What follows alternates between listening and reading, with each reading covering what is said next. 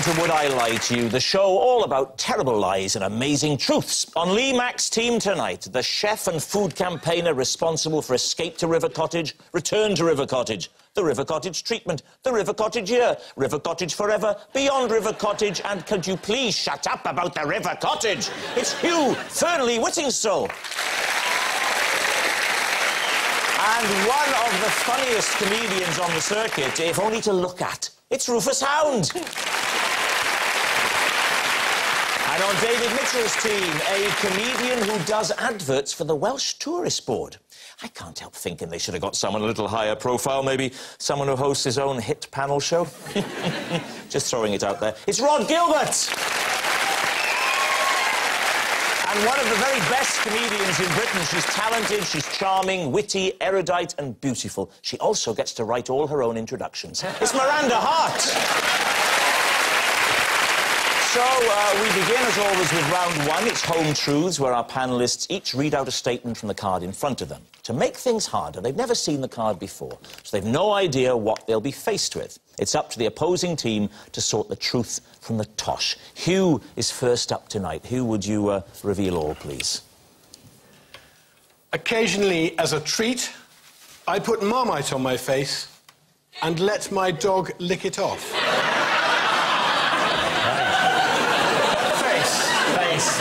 Face. Yeah. And this is a treat for you or the dog? I see it as a treat for the dog, because... How does he see it? Like many people, I don't... Apparently also very much as a treat. What kind of dog, please? She's a Springer Spaniel. You say this is predominantly for the dog. You must enjoy it on some level, because that's quite an extreme activity to do with... I've always just for a dog. I've always liked having my face licked by the family dog. Always. By just the dog? Anyone else? Well, cats have a raspy, sandpapery tongue, and it's not nearly so nice. Have you ever been caught in that awkward moment where you've marmited up and then somebody's rung the doorbell? By members of the household, but not by strangers at the door. Do dogs like Marmite? Dolly does. I'm not sure that's a helpful line of inquiry, is it? Do dogs like... They like salt. Of course it's a helpful line of inquiry. Is it a helpful line of inquiry? If all dogs hate Marmite, it can't be true. Yeah, I don't think there's anybody on the planet that could answer that question properly. You don't think there's anyone on the planet that could answer the question, do all dogs like Marmite? No, I don't think there is. I don't want this to sound like a rebuke. What I was saying was whether anyone knew whether or not all dogs might hate Marmite. You'd know if all dogs... That's very much just the other side of the coin, my book. No, this isn't a coin. There are three things. There's dogs all hate Marmite, yes. There's dogs all like Marmite, yes. or there's dogs have a similar view to Marmite as humans do. Yeah, what, let me go hate it? Rod, as someone who's now in Series 4, you never get into conversations like this with David. He always wins or wears you down. Just don't do it. Surely it is almost certainly true that some dogs will like Marmite and some won't. No. For example, I would say that no cats like baked beans. Would you? No! You're definitely wrong about that. For 2 hours, my cat got stuck in a fridge and genuinely ate a bowl of baked beans. Genuine, I swear on my life. How did the cat get stuck in The cat, I don't know, just leapt in when my mum opened it once. And then you didn't see it? She didn't see a cat in the fridge? She did that. Probably got some milk, cat jumped in, shut. Well, she got the milk for the cat, and then where's the cat? Have you seen the cat? Maybe I'm wrong about cats and baked beans. What I'm saying is there are some foods liked by many humans that certain other species will never eat. Yeah. So what I'm saying is different species like different things, and it is possible. You said that the things that humans eat, that other animals, all other animals are species... We've got to learn to work together. Well, you really have. Well, in that case, you need to change your opinion. This programme has taken on a tone of civil unrest. I sense anarchy at the gates. David, I'll caution you once. Control your team. I'm going to have to call in the UN. I can no longer vouch for my team. Excuse me, what have I done? I feel like a supply teacher who's been parachuted into a problem school. And is finding it very difficult to cope. Hugh, your original statement was to do with the dog licking off your face. Now, how often does this occur? It's something I started doing as a kid because it was a good way to... That was several dogs... Good way to what? to get the family dog to lick my face. So, David Mitchell, what are you saying? Truth or lie? Rod, what do you think? Oh, no. I think whatever my captain thinks, I will back into the hilt. Oh, my word. Can I just say that he just touched David's leg in a slightly effeminate manner? Like that. If that's what it takes to have them working as a team, Miranda, I'm happy. That whole was sexual tension, is that what you're doing? Is that sexual tension? Oh, yeah. Well, I don't like it. Miranda, what do you think? I think it is a lie because he doesn't look that desperate for affection in his life. It has to be a lie, David, otherwise there's something wrong with him. So you both think it's a lie? Yes. Yes. OK, we'll say lie. There's a lot riding on this All one. right. So, Hugh Fernley Whittingstall. It was a lie.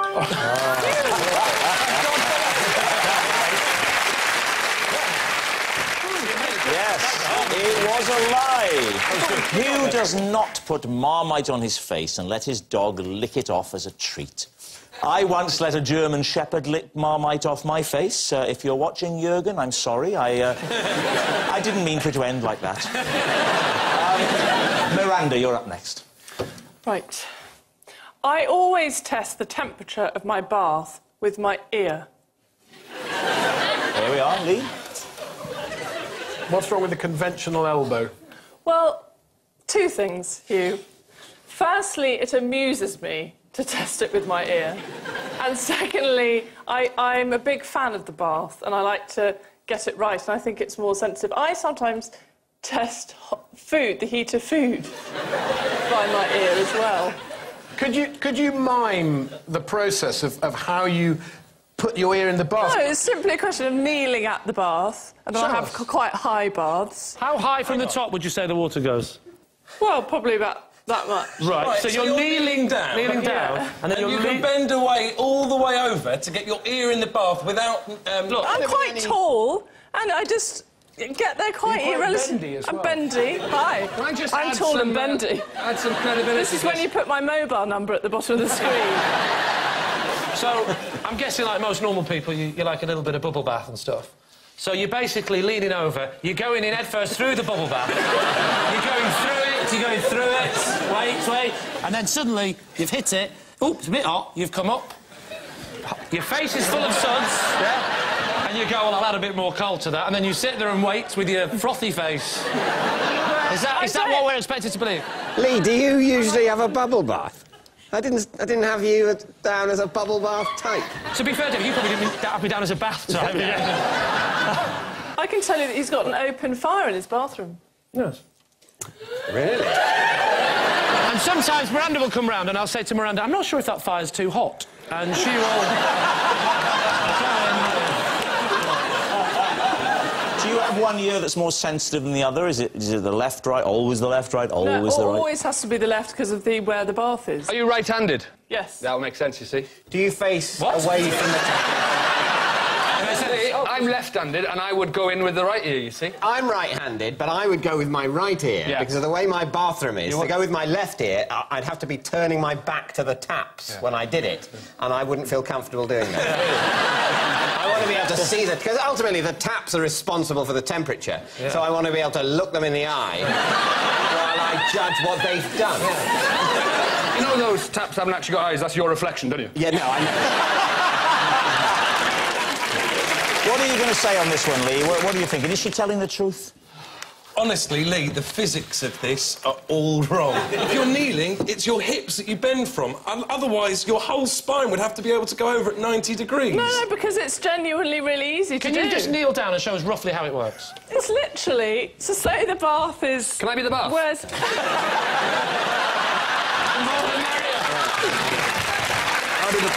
he's the bath. Just say this is the water. That's quite low down. That's convenient, isn't it? That perfect height.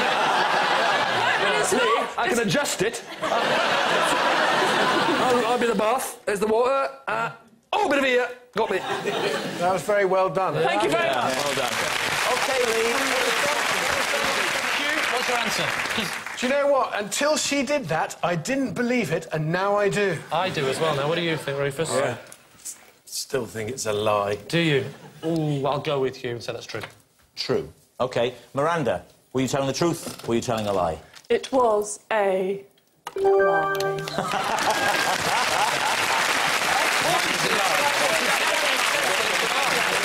It's a lie. Miranda does not test the temperature of her bath with her ear. Rod, you're next. I once had a job where I had to answer the phone and say, "Hello, beef?" There we are. Lee's team, what do you think? What was the job? It was a job, it was an office job where, An office job? Yeah, an office job.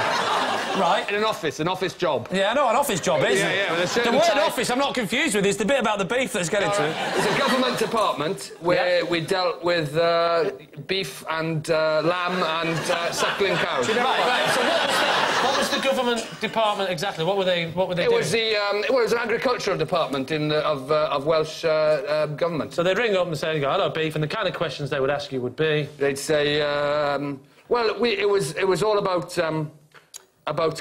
identifying animals. Identifying them? Yeah. So you go, "Hello, beef," and they go, "I think you're just the man. I'm looking at a big black and white animal. It's saying move. Can you help me?" "Ah, it's cow. I'm beef. Goodbye." So, well, either that or you might want to put them through the suckler cow. Depends if it was male or female. What is a suckler cow? I don't know. I only worked in beef.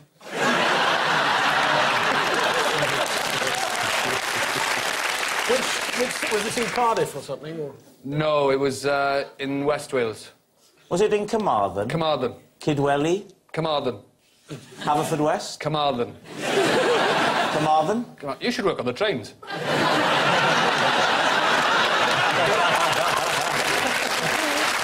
The Welsh office is in Cardiff, but the Welsh Office Agriculture Department, WOAD, is in Carmarthen. So farmers would ring you up and ask you questions about Farmers beef? would ring me up and they'd say, "I've got an animal here, and it needs identification," and we would give them...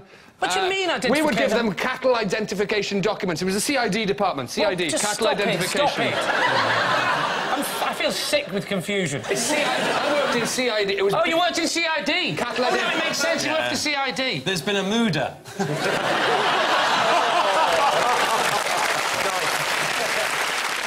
CID was cattle identification document, so it's like a cow passport, and they'd ask us questions about that. Cow passport? A cow passport. They'd ring up and they'd say, "We've got a new cow in town."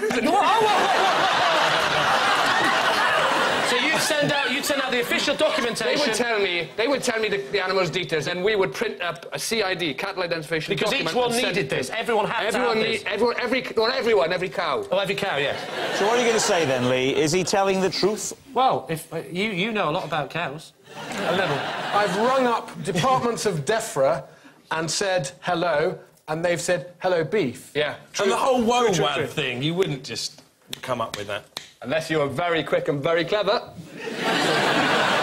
OK, we'll go with true. He's saying true.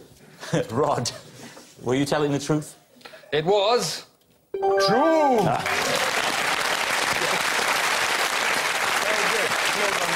Yes, it's true. Rod did once have a job where he had to ensure every cow had a passport. It's hard enough getting him into the milking shed, let alone a photo booth. So at the end of that round, David's team have 3 points and Lee's team have 1.